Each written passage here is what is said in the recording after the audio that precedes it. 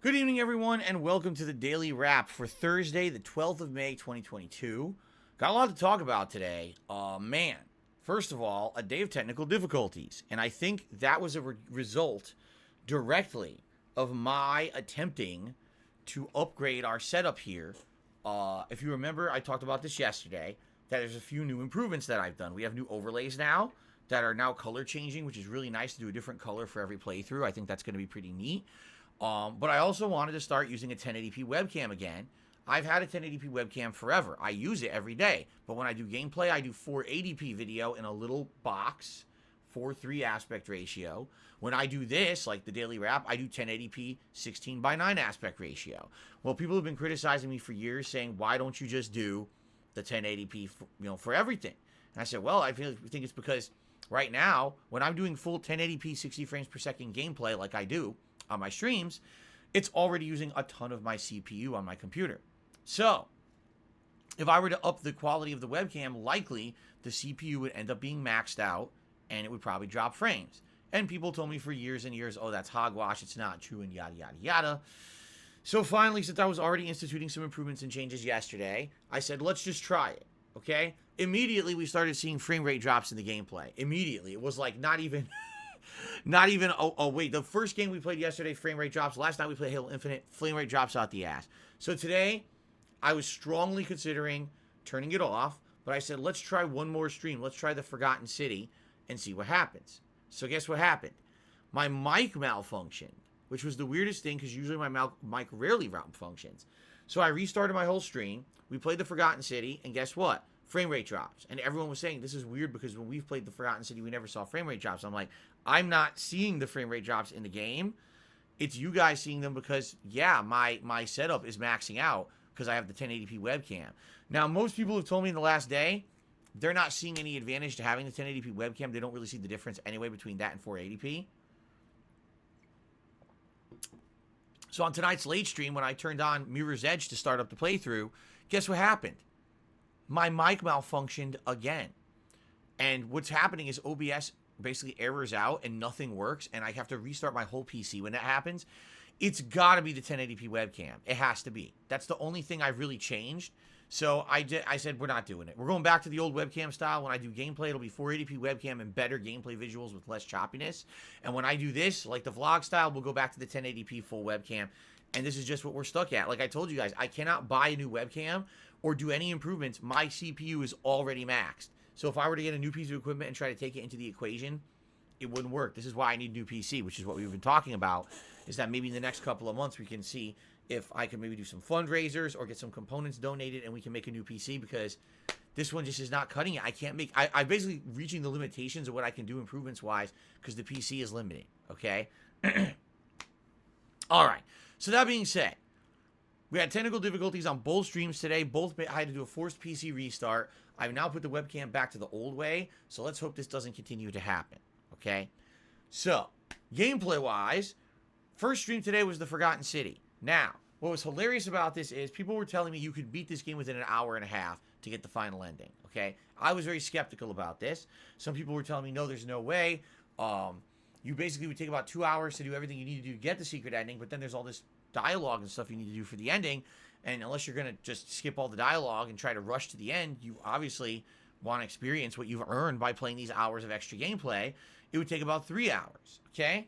So, today, with little to no difficulty, we got through all the ending stuff you have to do Forgotten City. Guess how long it took? 2.5 hours just to get to the final segment. Then in the final segment, there's insane amounts of dialogue trees you have to go through. Apparently, there is a dialogue tree you can use and beat the game, but it wasn't there for me. I did it 3 to 4 times, and it wasn't there, and the game kept getting game over.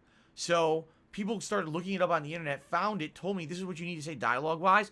The dialogue choice was not in there for me. And everyone's like, we have no idea why not. We've never seen that before. Now, there's another way to beat the game. You basically have to grab a tiara or a crown, and then go through a time loop again and redo the whole ending of the game, and then you can win the game a different way.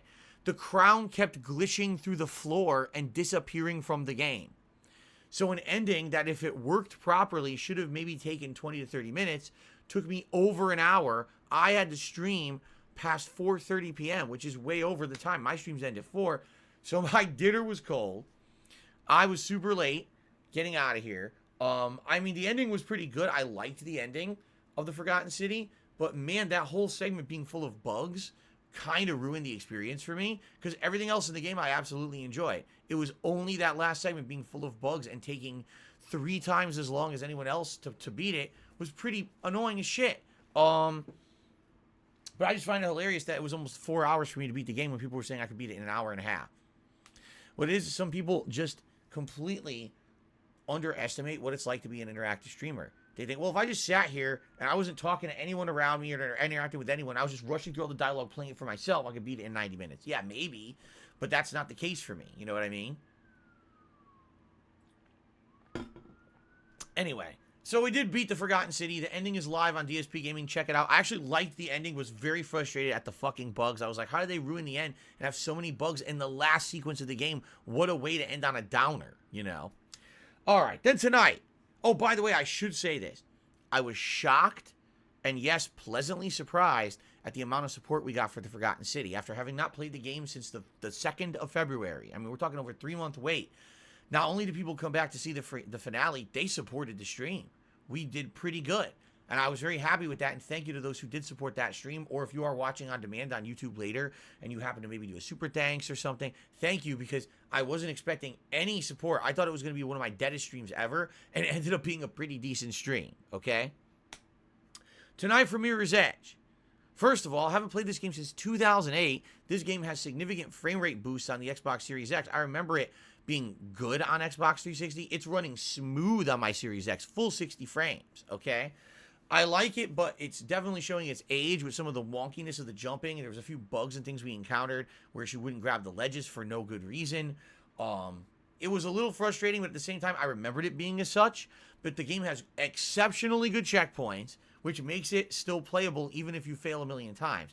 The graphic design and the music is outstanding. I'm like, wow, I'm having so much fun because the music is so good and the chase sequences are exciting.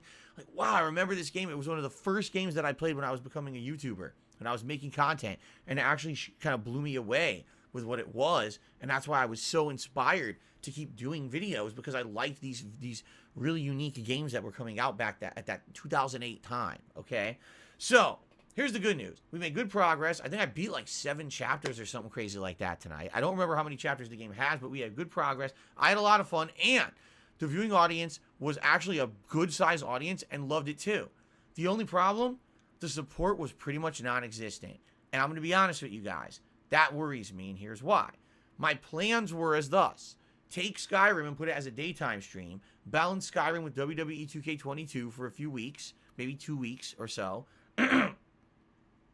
That's going to free up my late night streams to do things like Halo Infinite and chill games that I want to play, that I've wanted to play for a long time, like Mirror's Edge, like maybe Zelda Link to the Past or Earthbound. But if my first stream of retro stuff, Mirror's Edge, does poorly, that's a really bad sign. And it did. We raised $25 tonight. That was it. Not even halfway to the tier 1 tips goal for a stream. That's really bad. And that's a bad sign that's going to set, I hope that doesn't set a precedent. I am going to continue to play Mirror's Edge this week. If you watch the videos and you like them, please like them, leave comments, and please consider supporting them. Or if you can, attend the next stream, which is going to be Monday night, and support it that way, because I like this playthrough. I like the idea of being able to go back to stuff from my past and replay it and have a good time with it on the chill streams. But I need people to support it. I can't have it be that the chill streams literally is like, I might as well not have streamed because I can't support myself. You know what I'm saying? So if you like the stream tonight, if you watch the Mirror's Edge stuff, you're like, oh, this is good, please consider supporting it if you can.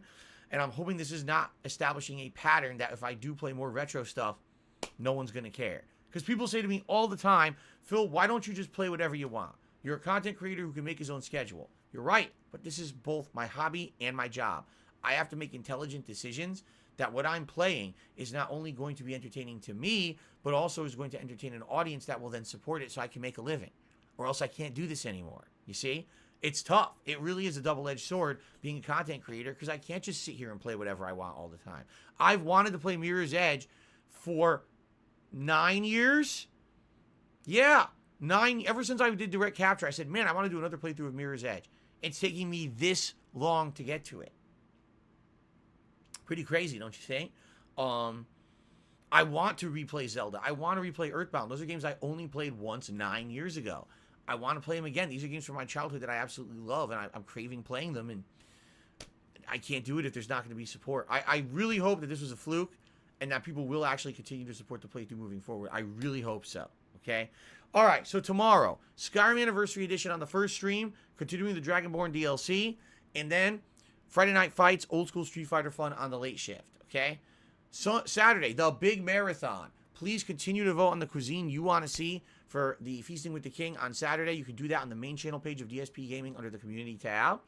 And we're going to be doing not only Feasting with the King, but DSP Reacts to Down the Rabbit Hole Dark Side Phil and my first large-scale sim match, all during that marathon on Saturday. Sunday, it's going to be more WWE 2K22 paired with a late-night stream of Halo Infinite. And then Monday is going to be the continuation of Skyrim paired with more Mirror's Edge, and that's the streaming week. Okay, everyone? Thank you so very much. Have a good night. I'll see you all in the morning for Skyrim. Peace out.